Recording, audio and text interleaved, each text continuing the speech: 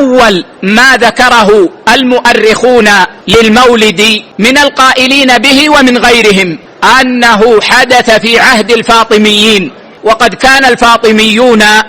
المبتدعة مكثرين من الموالد فأنشأوا هذا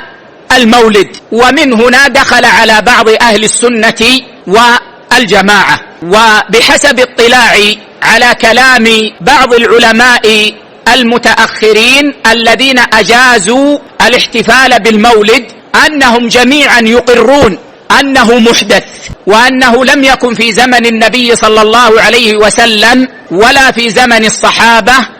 ولا في القرون المفضلة، ولم يرد أن الإمام أبا حنيفة رحمه الله ولا محمد بن الحسن ولا أبا يوسف قد احتفلوا بالمولد، ولم يرد أن الإمام مالكا رحمه الله قد احتفل بالمولد، ولم يرد أن الإمام محمد ابن إدريس الشافعي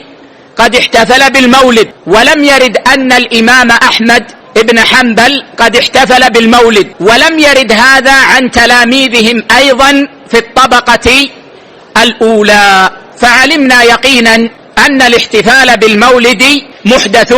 وقد قال النبي صلى الله عليه وسلم وهو العربي الفصيح: إن كل محدثة بدعة وكل بدعة ضلالة، ولم يستثن من ذلك